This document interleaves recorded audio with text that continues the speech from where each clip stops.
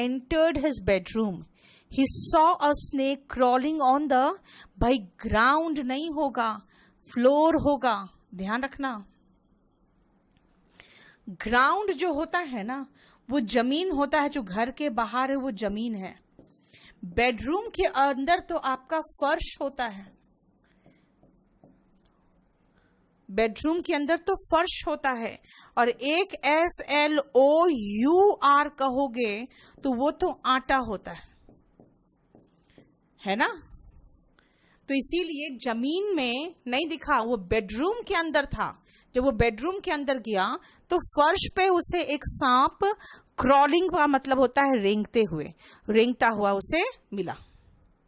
ठीक है, अब मैं पूछ रही हूं एक्विटल का क्या आधार था। एक्विटल का मतलब होता है बरी होना। एक्विटल मतलब रिहाई, कि अगर उसे उस गुनाह से उसको मुक्त कर दिया गया कि हाँ उसने ये काम नहीं किया है, तो उसके एक्विटल का ग्राउंड्स क्या है। ग्राउंड्स का मतलब होता है आधार, उसके रिहाई का आधार क्या है। अब 13th में मैंने अब्यूज का दोनों यूज किया कि I can not tolerate his, क्या गालियां बर्दाश्त नहीं कर सकता। ठीक है, वो अपने अधिकारों का दुरुपयोग कर रहा है। इसके साथ वर्ब का ING फॉर्म आता है।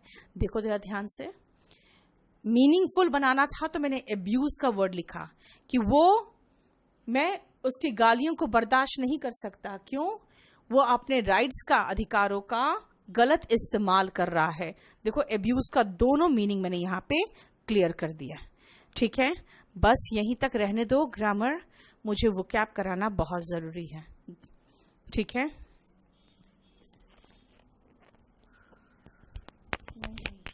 रुको उसमें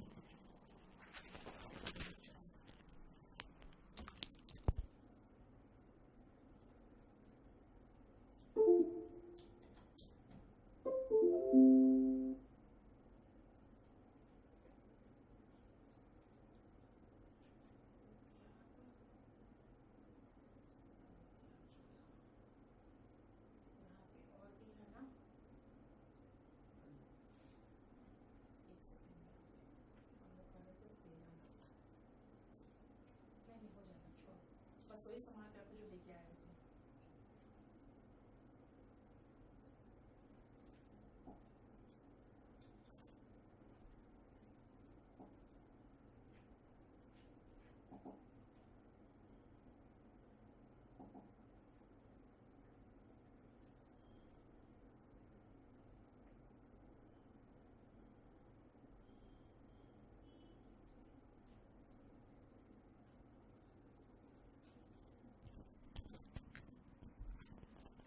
चलिए, लास्ट क्लास में हमने day in and day out का मीनिंग लिखवाया था।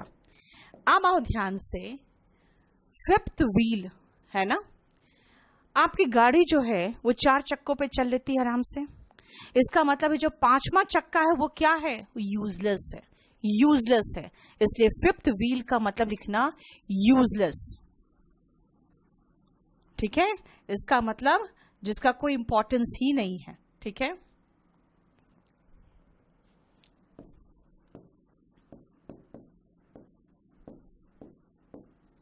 क्लियर। नेक्स्ट आओ, ओवर द 8। जनरली इसका इस्तेमाल कर रहे हैं उन लोगों के लिए जो बहुत ज्यादा शराब पीते हैं। तो ओवर द 8 जो होता है वो हो जाता है कि जब कहते हैं कि जब 8 पेग से ऊपर गया उसके बाद तो वो आदमी अपने होश में होता ही नहीं है। इसलिए ओवर द 8 का मतलब हुआ हाईली ड्रंक,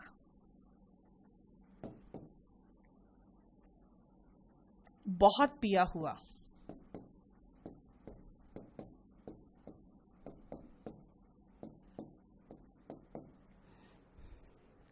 ठीक है,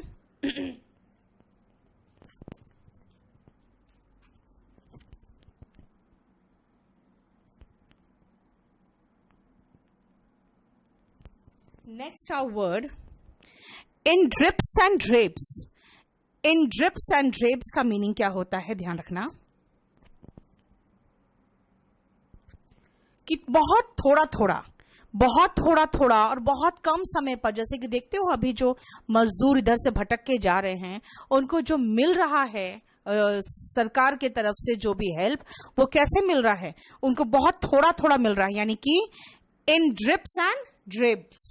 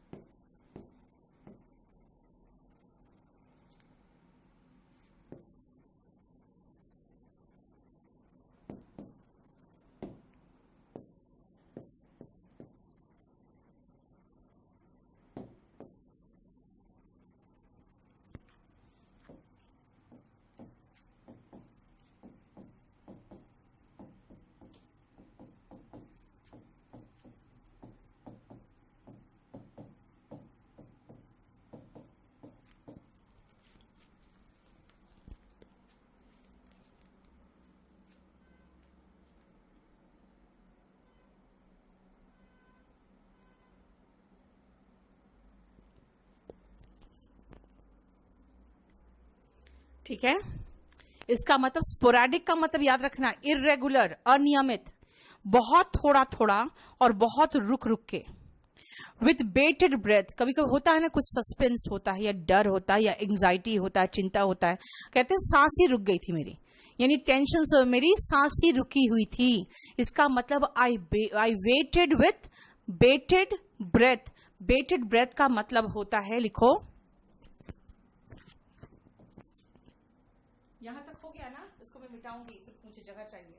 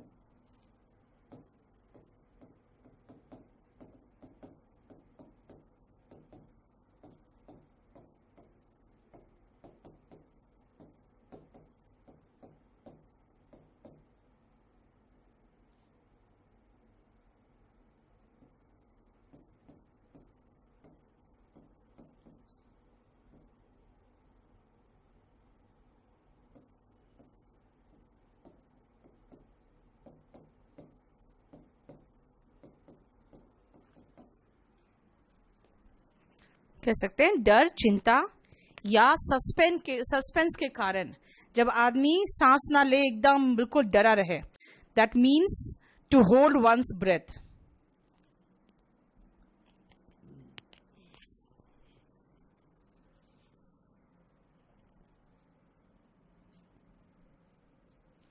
ठीक है,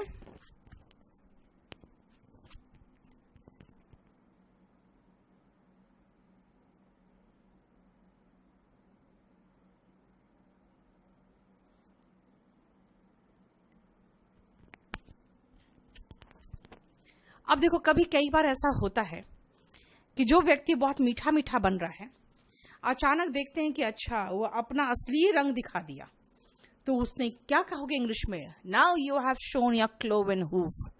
क्लोवन हूफ जैसे देखते हो जो चील वगैरह होता है, जो गिद्ध वगैरह होता है, उनके जो पंजे होते हैं ना, उसमें ऐसे करके उसके नाखून होते हैं, क्योंकि वो शिकारी पंछी होता है। इसका मतलब है कि जब आप अपने नुकीले दांत दिखा रहे हो, इसका मतलब शिकार करने वाले हो। आप नुकीला पंजा दिखा रहे हो, इसका मतलब शिकार करने जा रहे हो। इसका मतलब हो गया क्लोवन हूफ का मतलब, लिखो,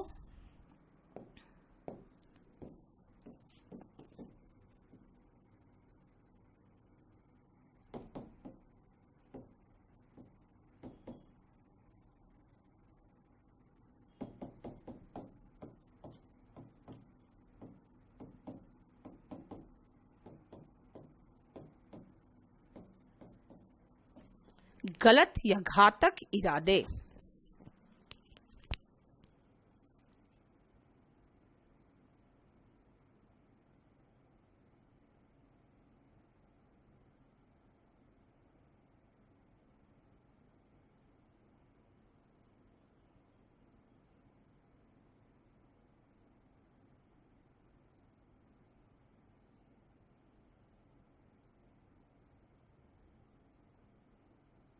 क्लियर? हम लोगों ने इस शीट को खत्म कर लिया। देखो इस शीट में कोई प्रॉब्लम है तो बताओ। हम नेक्स्ट शीट का है ना, मैंने कोशिश यही किया है कि मैं कुछ जल्दी थोड़ा करना चाहूंगी ताकि और अच्छे से हो सके, तो उसका मैं मीनिंग भी लिखवा लाई हूं। रुको, कस्टम का एग्जाम्पल मैंने कहा बेटा, जैसे सर्विंग टी हो गया, इंग्लिश कस्टम है, ठीक है ना।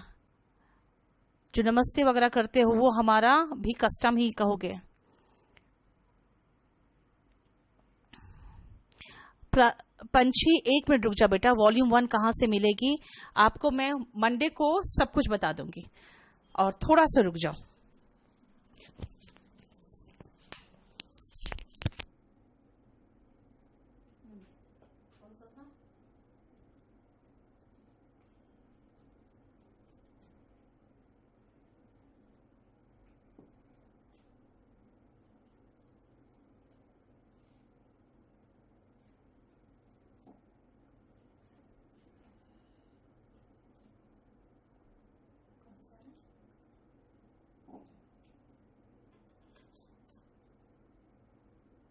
चलो मैंने उसको कंप्लीटली इसी में बना के दे दिया है आपको।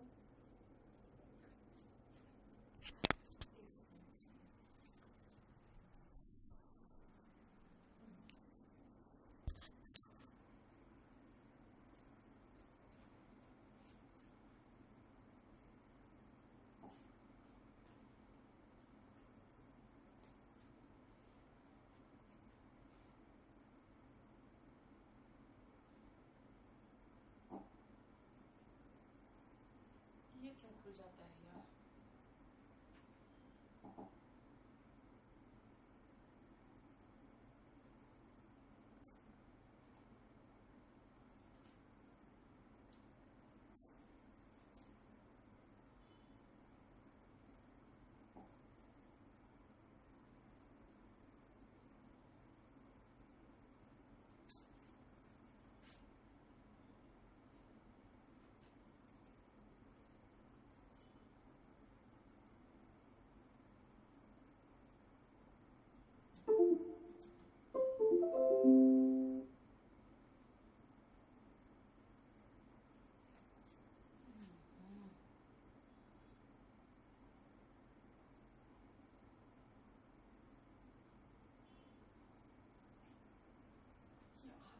क्यों आ रहा है?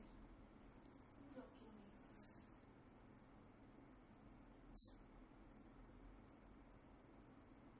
नहीं हो रहा है यार।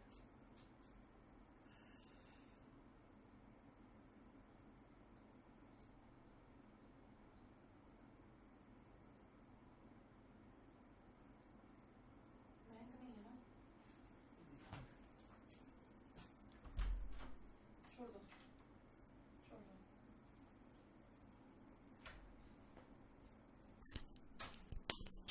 चलिए आप लोगों को है ना, अब मैं कोशिश यही करूंगी कि ज़्यादा से ज़्यादा वो कैप को मैं बना के ही दे दूं ताकि आपके सिनोनिम वगैरह डिस्कस कर सकूं और वो वर्ड्स का मीनिंग लिखवाने की ज़रूरत नहीं पड़े मुझे। आइए, सीमली, सबसे पहले इसमें आप 4 वर्ड को एक साथ देखोगे और वो है सीमली, कमली, साइटली और गुडली। अब इसमें जरा एक वर्ड पे ध्यान दो, सीम, सीम पे। साइट, साइट मतलब दृश्य, नजारा होता है, और गुड का मतलब अच्छा होता है। देखो आप जानते हो ना, एडजेक्टिव में ly हम लगाते हैं ना तो वो एडवर्ब बनता है, ध्यान रखना। आप एडजेक्टिव एडवर्ब में पढ़ोगे कि एडजेक्टिव में ly लगाते हैं तो एडवर्ब बनता है, लेकिन गुड ऐसा एडजेक्टिव है जिसमें ly लगाओगे तो वो एडवर्ब नहीं बनता, वो एडजेक्टिव ही रह जाता है। और आपको एक चीज देखो, गुडली का मतलब ही बहुत अच्छा, कमली का में भी सुंदर सुंदर, सीमली मतलब ही खूबसूरत, साइटली मतलब ही आकर्षक। ये चारों ऑलमोस्ट सिनोनिम है, सीमली, कमली, साइटली एंड गुडली। ठीक है, ये चारों सिनोनिम है, चारों एडजेक्टिव है, और इसके बाद आप कह सकते हो like seemly features of the actress, यानी कि इसके जो फीचर्स है बहुत आकर्षक है ना, साइटली एंड गुडली, ये सब सिनोनिम है। ठीक है, लेकिन ये जो वर्ड होमली है ना, होमली कुछ लोग सोचते हैं कि भाई होमली का मतलब घर में जो घरेलू होती है वो होमली। देखो, होम से होमली बना है, लेकिन इन सब का एंटोनिम भी होमली है।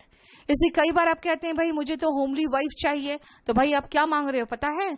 आप अनाकर्षक, यानी कि जो नॉट प्रिटी, जो अच्छी नहीं देखने में, देखो नॉट प्रिटी, साधारण, इतनी साधारण कि जो देखने में एकदम अट्रैक्टिव नहीं हो, वो होमली भी होती है।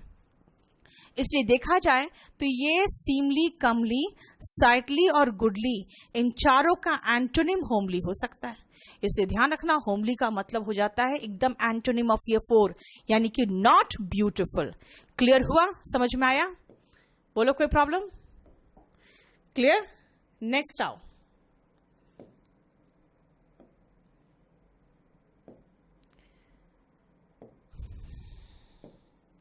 ग्लटन और गुरमेंट, ये दोनों सिनोनिम है। देखो, दोनों नाउन है। किसी भी व्यक्ति को अगर आप ग्लटन कहते हो तो उसको गुरमेंट भी कह सकते हो, क्योंकि जो पेटू होते हैं वो यानी कि खाने पीने के शौकीन होते हैं, यानी बहुत खाना चाहता है वो व्यक्ति। इसका मतलब है कि ग्लटन एंड गुरमेंट ये दोनों सिनोनिम है, जिनका एंटोनिम देखोगे तो सीटोफोबिक होगा। फोबिया मतलब डर होता है, सीटोफोबिक, देखो एंटोनिम का साइन मैं लगा रही हूं, ये क्रॉस साइन, इसका मतलब होता है जो खाने पीने से डरता है वो सीटोफोबिक होता है। ग्लटन और गुरमेंट कौन है? जो बहुत ज्यादा खाना पीना पसंद करता है। इसलिए ग्लटन एंड गुरमेंट, देखो ग्लटन को ऐसे याद रख सकते हो, one who gluts in ton. Ton का मतलब टनो, समझते हो टन?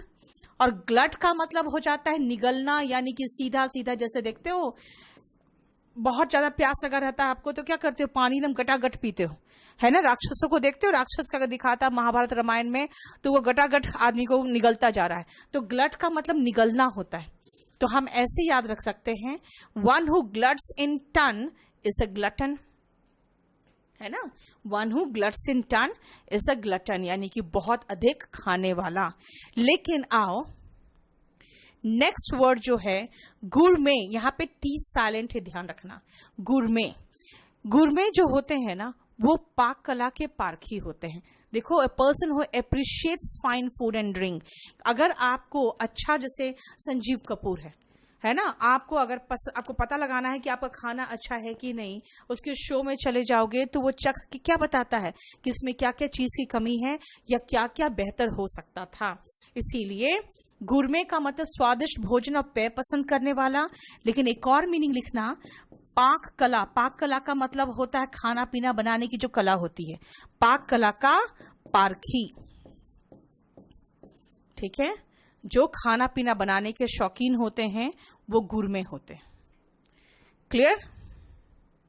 नेक्स्ट आओ,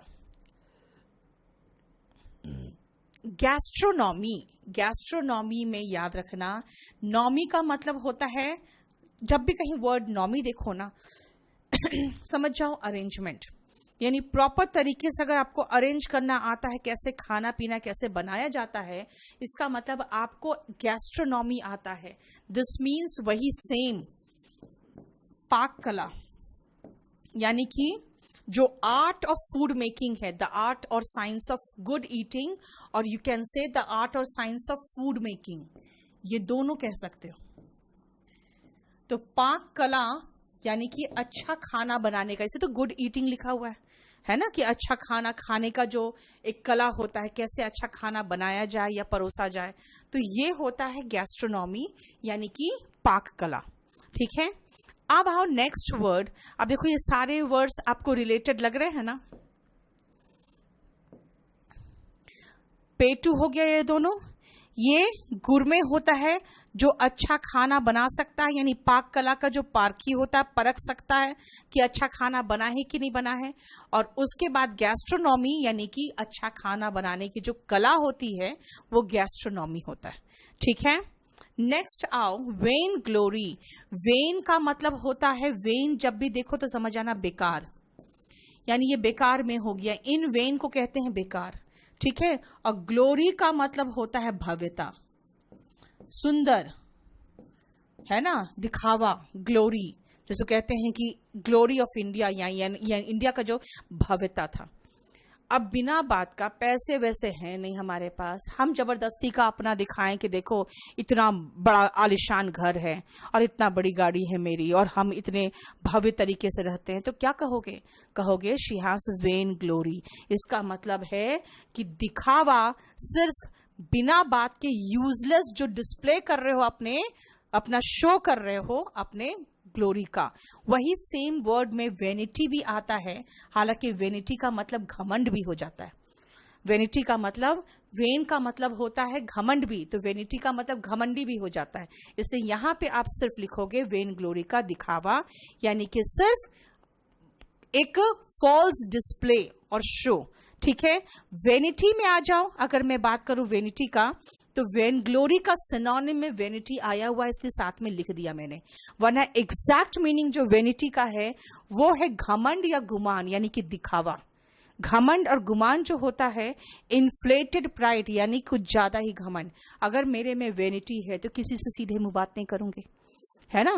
that means you will share she has vanity, इसका मतलब उसमें बहुत घमंड है, ठीक है। क्लियर हो गया यहां तक? बताओ। नेक्स्ट, मैं अब इसके बाद 11 के बाद मैं डाउट्स लेना चाहूंगी, क्योंकि 7 मिनट ही बचे हुए हैं और मुझे बहुत सारे डाउट्स, मुझे लगता है, मेरे पास पड़े हुए। तो इसीलिए जिन लोगों को जाना है वो जा सकते हैं, क्लास खत्म हो गया है। बाकी मैं उधर बैठ के आपका सारा कंप्यूटर से डाउट्स देखते जाऊंगी और रिप्लाई करते जाऊंगी, ठीक है। चलो, थैंक यू सो मच। बाकी लोग आप चाहो तो जा सकते हो, जिनके जिनके डाउट्स हैं वो बस रहोगे आप, ठीक है। हाँ पंछी वॉल्यूम 1 आप मंडे के बाद हमसे बात कर लेना। मैं आपको वॉल्यूम 1 के लिए मंडे को पूरा यहाँ पे इंस्ट्रक्शन से लिखवा दूंगी आपके ऐप में। अजीत सब कमेंट शो हो रहा है। ट्रेंड बेटा देखो, फैशन वगैरह का ट्रेंड होता है, समझे ना। ट्रेंड चलता है, जैसे जीन्स का ट्रेंड चला था वो अभी भी चल रहा है ना। उसके बेल बॉटम का ट्रेंड चला था, ठीक है। कस्टम्स चालान के सेंस में यूज नहीं होता बेटा कस्टम। ट्रेडिशन बहुत पुरानी होती है दीपक, जो आपके रिलीजन में भी समा चुका होता है। Go to the court is right और गो टू कोर्ट दोनों चलता है बेटा। कोई अगर पर्टिकुलर बिल्डिंग की बात कर रहे हो तो गो टू द कोर्ट हो जाएगा। सिर्फ आप इंसाफ की बात करते हो तो गो टू कोर्ट हो जाता है। दीपक बता दिया, tradition very old and that becomes a part of your religion becomes tradition. Saurabh vacations word नहीं लगाओ, एस हटा दो। क्वार्टरली तो एडवर्ब के रूप में यूज होगा रामचंद्र। यू नीड टू पे क्वार्टरली, अगर मैं ये कहूं इसका मतलब आपको क्वार्टरली पे करने की जरूरत है, वो तो एडवर्ब हो गया। प्रिया मुझे लगता है परसों से शुरू हो जाएगा मैथ्स का क्लास आपका, क्योंकि वही है, दिल्ली और यूपी का बॉर्डर सील था जिसके कारण प्रॉब्लम था।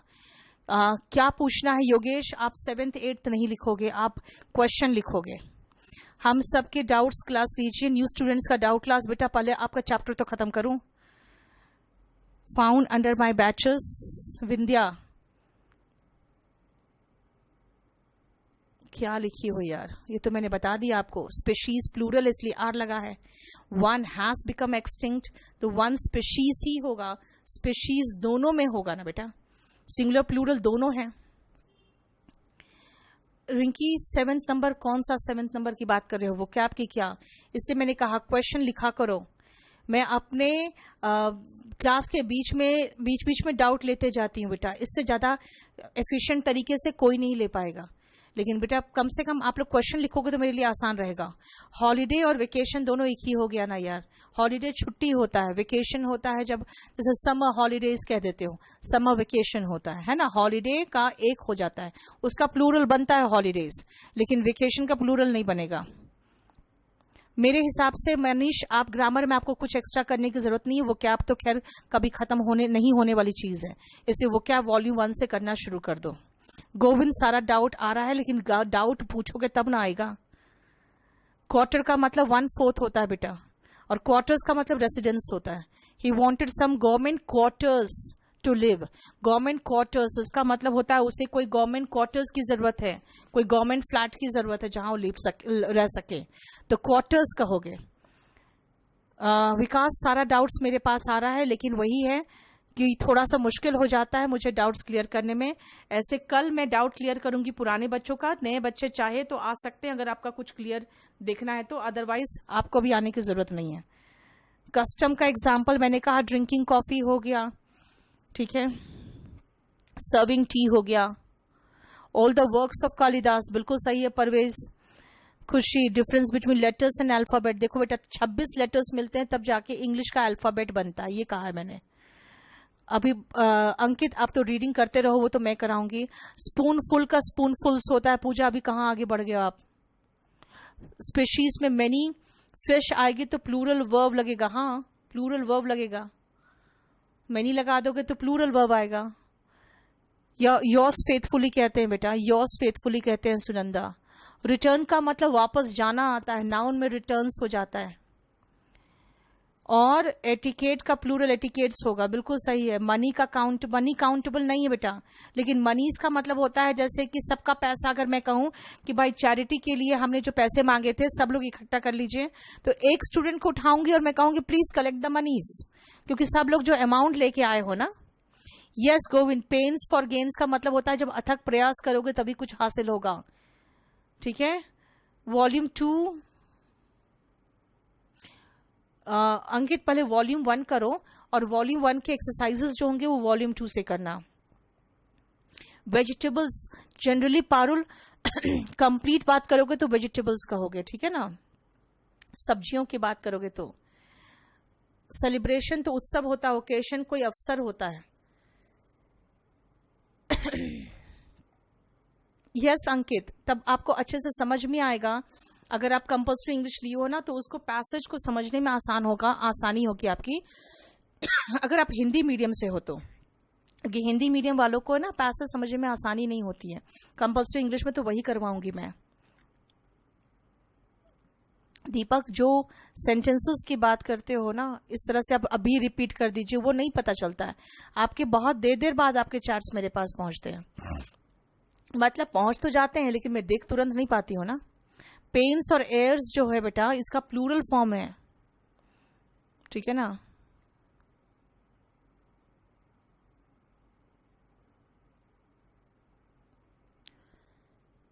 फोर्सेस, अरे फोर्सेस का मीनिंग नहीं लिख पाया था क्या मैंने. सेना और पुलिस की टुकड़ियों को फोर्सेस कहते हैं, जैसे police forces, armed forces. Government quarters to live in होगा ना बेटा. रिंकी क्या क्लियर कर दे. He wanted some government quarters, उसे कोई गवर्नमेंट फ्लैट चाहिए जिसमें रह सके. क्वार्टर्स का मतलब रेसिडेंस ही तो कहा था मैंने. लेटर्स का मतलब बेटा साहित्य हो गया, एंड वर्क्स का मतलब साहित्य होता है, लेकिन लेटर्स ऑफ लिटरेचर नहीं कहते, क्योंकि लिटरेचर का अगर लेटर्स कहोगे तब तो उसके अक्षर की बात होने लगती है, इसलिए लेटर्स मत कहो. क्लैरिटी के लिए लिटरेचर के लिए वर्क्स यूज करो, ठीक है. मैंने मीनिंग हिंदी और इंग्लिश दोनों में दे दिया कार्तिक, लेकिन उसमें जो कह रहे हैं ना. अब एक बात बताओ आपको, अगर मैं कहूं पेन तो दर्द है, अब दर्द का इंग्लिश लिखने लगोगे ना तो बहुत लंबा चौड़ा हो जाएगा, है ना. like something that you feel when you are not well on your inside your head or arms, अगर ये सब लिखवाने लगूं तो बहुत मुश्किल होगा. ऐसे छोटे छोटे शब्दों का हम इंग्लिश में नहीं लिख पाते हैं, ठीक है. बोस्टिंग का मतलब बेटा डिंगे मारना होता है अंकित. अभी कुछ नहीं विकास, जो करवा रहे हैं बस वही देखो आप. सीजीएल पूरा कंप्लीट हो जाएगा, tier 1 and tier 2. Anoop, airs का मतलब बनावटी व्यवहार, जैसे देखो शो ऑफ, वो सब होता है. सैंड का मतलब होता है रेत, अमित. सैंड्स का मतलब रेगिस्तान होता है. पता ही नहीं चलता है. एक बोलो ना जरा, पता ये भी तो चल जाए कि इसके बाद कितने डाउट्स हैं, है ना. वाटर इज पॉल्यूटेड, ये होगा. Abuse noun expletives. Yes Sunanda, noun abuse में एक्सप्लेटिव मीनिंग देता है. ग्राउंड रिपोर्ट, ग्राउंड का रिपोर्ट का अलग वर्ड होता है दीपक, वो तो होता है जहां पे ऐसा हालत है वहां से रिपोर्ट। वो ग्राउंड रिपोर्ट में ग्राउंड का मतलब कि उस जगह से बात कर रहे हो जहां पे ये सब घटना घटी है। और कह सकते हो अजीत, लेकिन वो सब क्वेश्चंस आते हैं इसलिए मुझे कराना पड़ेगा ही। रिटर्न्स का मतलब वापसी होगा अनुष्का, जैसे द रिटर्न्स ऑफ मम्मी है ना, वो वापसी हुआ। ठीक है, अब इससे ऊपर मैं डाउट्स ले नहीं पा रही हूँ क्योंकि मेरे पास बहुत सारे और अभी इसके बाद भी बैच है। तो आप लोग थोड़ा डाउट्स जब पूछते हो तो बीच में गुड मॉर्निंग गुड इवनिंग मत लिखा करो। Ram was true to his word, ये बिल्कुल सही है, अपने जुबान का पक्का था। प्रूफ जो है, इंस्पायर्ड तो भाई वर्ब है आकाश। प्रूफ जो है सिंगुलर और प्लूरल दोनों काउंटेबल नाउन है, वो प्लूरल सिंगुलर दोनों है। ओम प्रकाश ये इसका प्लूरल फॉर्म है, लेकिन एक बात बताओ ना, बनावटी व्यवहार और अथक प्रयास ये सब जो है प्लूरल का फॉर्म्स है, प्लूरल के रूप में ऐसे इस्तेमाल नहीं करते उसको।